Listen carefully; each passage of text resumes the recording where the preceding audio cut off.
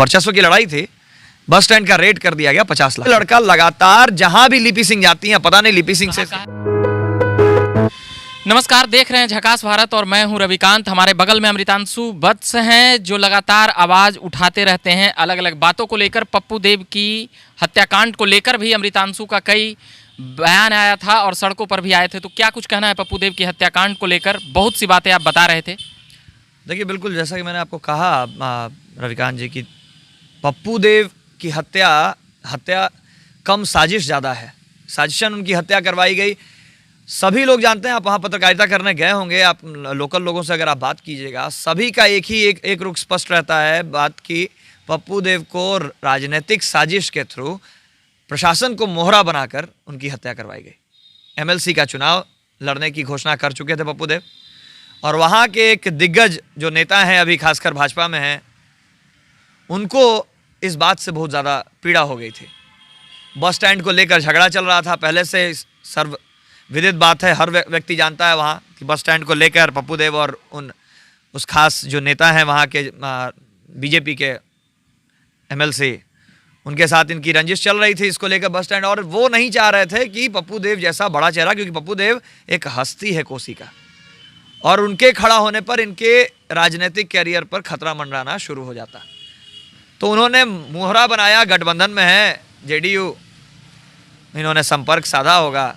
मोहरा जहाँ पर भी किसी नेता को राजनीतिक साजिश से जो सत्ता में है, खासकर अभी जेडीयू में, उनको अगर निशाना बनाना होता है किसी पर्सनल रंजिश से, तो वो लिपि सिंह का उपयोग कर लेते हैं। आप लगातार देख रहे होंगे, कभी अनंत सिंह के प्रकरण में आपने देखा होगा, मुंगेर वाले में आपने देखा ही कि आज तक लिपि सिंह को क्लीन चिट दे दिया गया चुनाव आयोग की तरफ से। तो कहाँ तक हाथ ही देखिए कि एसपी पर किसी तरीके का चार्जेस नहीं लगा, बच्चे उतने मारे गए। अनुराग पोद्दार, एक लड़का सरेआम जिसके खोपड़ी में गोली मार दी गई, सिर में गोली मार दी गई, वो लड़का कृष्णा जिसके ऊपर लगातार वहाँ के लोग आरोप लगाते रह गए, ना उसे कुछ हुआ, ना लिपि सिंह को कुछ हुआ। तो इनको कुछ नहीं होने वाला है जब तक जेडीयू की सरकार है। कृष्णा का नाम बहुत हाईलाइट हो रहा है, इसके बारे में कुछ बताएंगे? कृष्णा आपको बता तो रहे हैं, मुंगेर से ही कृष्णा हाईलाइटेड है। मोकामा का ये लड़का है। मुंगेर हत्याकांड में कृष्णा सम्मिलित था, इसकी वीडियोस वायरल हो गई, आज तक मेरे पास भी वीडियोस है। आगे से लीड करते हुए, गोली चलवाते हुए, इसका कमर में पिस्टल लिए हुए। अच्छा, ये लड़का कौन है? ये क्यों रहता है पुलिस में? इसका बताइए, कोई डेजिग्नेटेड पोस्ट है? डीएसपी है, इंस्पेक्टर है, क्या है ये? लेकिन हमेशा ही पुलिस बल के साथ क्यों रहता है? पहले तो लोगों को ये पूछना चाहिए कि मतलब मनमानी किसी को भी रख ले क्या पुलिस? मुखबिर भी होते हैं पुलिस के, तो मतलब अब वो साथ साथ पुलिस को लीड करेंगे कंपनी को क्या? ये लड़का लगातार जहां भी लिपि सिंह जाती हैं, पता नहीं लिपि सिंह से कहा यह जा रहा है कि उसे सर्किट हाउस में रुकवाया जा रहा है।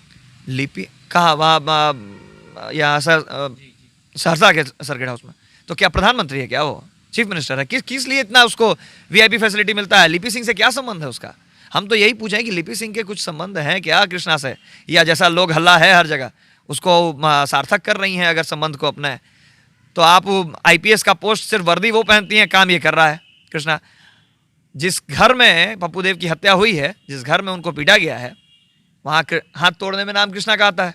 लगातार बात हो रही है कि कृष्णा नहीं 10 लाठी तोड़ा वहाँ के जो पुलिस, उसके साथ जो गुंडे आए थे पुलिस के साथ, उन लोगों ने, और उसमें मेन अभियुक्त कृष्णा है जिसने पप्पू देव पर हमला किया। अच्छा, बस स्टैंड का क्या मैटर है? ये बस स्टैंड की पूरा जबरदस्त हल्ला हो रहा है। बस स्टैंड में मैटर ये है कि जो सहरसा का जो बस स्टैंड है, वो आज तक बस स्टैंड जब नीलामी होता है हर 5 साल के लिए, जब बिकता है, तो बस स्टैंड जनरली 7 लाख में ही आज तक उसका टेंडर पूरा होता था, ऑक्शन।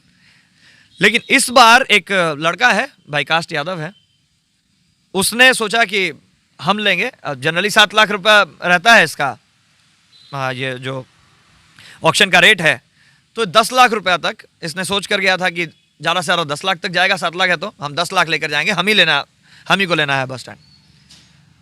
वहाँ वो बीजेपी के जो नेता हैं, उनका पहले से चल रहा था बस स्टैंड में हिस्सेदारी। तो इस लड़के ने जब 10 लाख वहाँ रखा, तो अचानक से उस दिन, क्योंकि वर्चस्व की लड़ाई थी, बस स्टैंड का रेट कर दिया गया 50 लाख के करीब।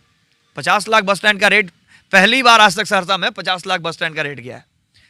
अब ये लड़का 10 लाख लेकर गया था, इसने अपने सर्किल के लोगों को फ़ोन किया, किसी ने इसकी मदद नहीं की पैसे से। इसने पप्पू देव को फ़ोन किया और पप्पू देव ने इसे कहा कि आप 5 लाख रुपया कहीं से और बंदोबस्त कीजिए, हम 40 लाख कैश भेज रहे हैं, लेकिन बस स्टैंड आन की लड़ाई है, दूसरे के हाथ में नहीं जाना चाहिए।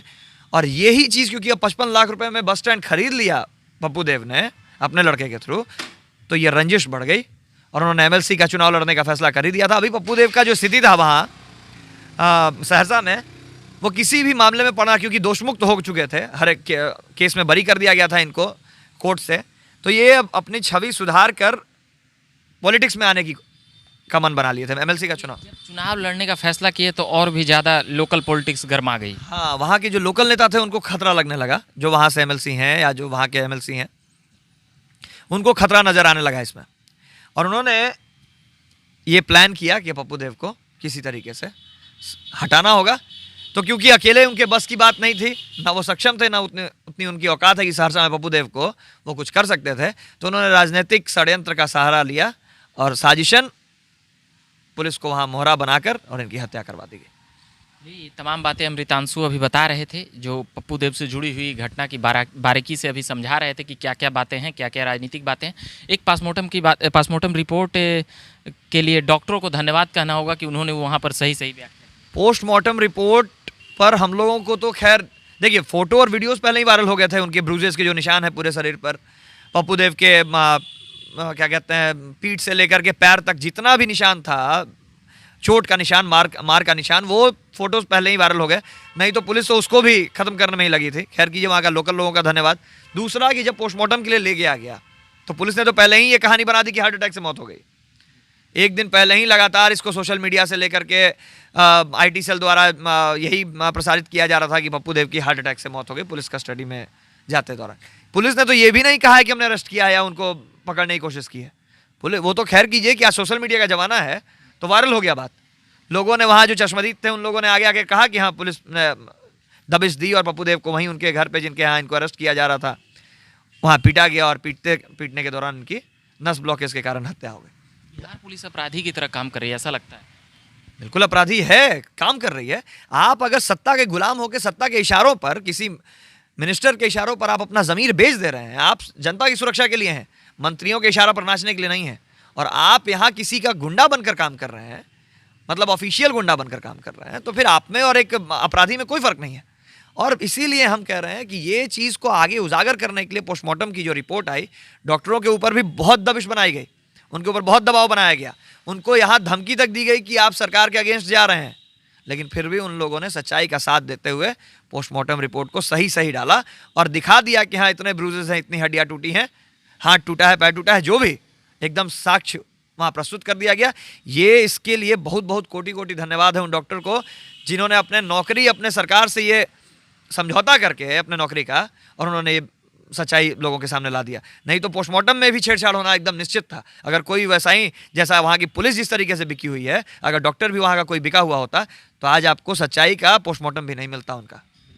ये तमाम बातें हैं और भी लगातार हम खबरें सुनाते रहेंगे। अभी अमृतांशु वत्स ने जो भी बातें बताई है वो काफ़ी गंभीर है और बिहार सरकार के ऊपर और एसपी लिपि सिंह के ऊपर काफ़ी कुछ बातें हैं। उनके दोस्त के लिए भी, उनके दोस्त कृष्णा को लेकर तमाम बातें हो चुकी है। तमाम नेता और तमाम युवा नेता भी हैं, वह भी अब मुखर हो रहे हैं। तमाम बातें हम इसी प्रकार से लाते रहेंगे। बिहार से पॉलिटिकल अपडेट्स जुड़ी हुई अभी के लिए इतना ही कहेंगे। अमृतांशु भाई धन्यवाद, और चैनल को सब्सक्राइब नहीं करेंगे तो कर लीजिएगा। फेसबुक पेज को भी लाइक करिएगा, इंस्टाग्राम और ट्विटर पर भी खबरें हैं। धन्यवाद।